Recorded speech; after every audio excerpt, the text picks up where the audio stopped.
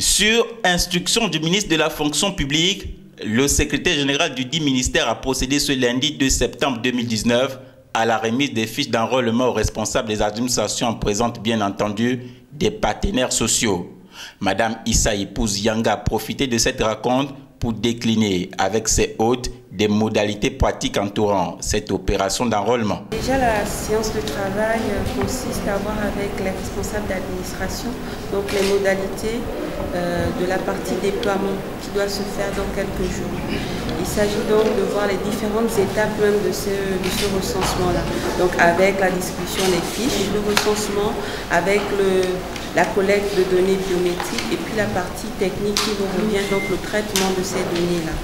L'agent public devra tout simplement, une fois il a retiré sa fiche d'enrôlement auprès de son supérieur hiérarchique ou de la direction centrale des ressources humaines, il devra donc remplir cette fiche-là, la déposer par la suite et ensuite toute la partie donc, de visa et signature se fera donc par le DCRH, le supérieur hiérarchique et le secrétaire général. Cette opération, comme l'a rappelé le directeur général de la fonction publique, qui tire ses enseignements des précédents de 2010 et 2018, est exclusif.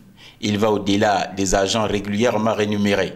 L'objectif étant d'avoir un nombre exact des agents de l'État exerçant sur le territoire national et à l'extérieur. Tout en rappelant déjà le contexte, l'opération d'enrôlement biométrique. Ensuite, il leur préciser surtout le mode opératoire. Et de rappeler qui est concerné par cette opération, comment elle devra se passer, où seront les sites, parce que là aussi, la particularité de l'opération, c'est que les sites seront indiqués par chaque secrétaire général, ainsi qu'un temps de passage qui devrait pouvoir planifier chaque jour combien d'agents seront pris en compte chaque jour. Donc c'est important que nous puissions leur indiquer toutes ces modalités pratiques dans la perspective d'un déploiement.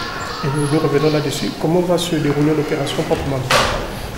Alors, l'opération a trois phases principalement. La première phase, c'est une grande phase de communication, parce que c'est une exigence du décret 58 qui porte organisation des opérations de recensement biométrique, qui a fait en sorte qu'il faut que nous puissions clairement communiquer sur les enjeux et le déroulement des opérations. Ça, c'est la première phase. Ensuite, cette phase est complétée par la distribution des fiches.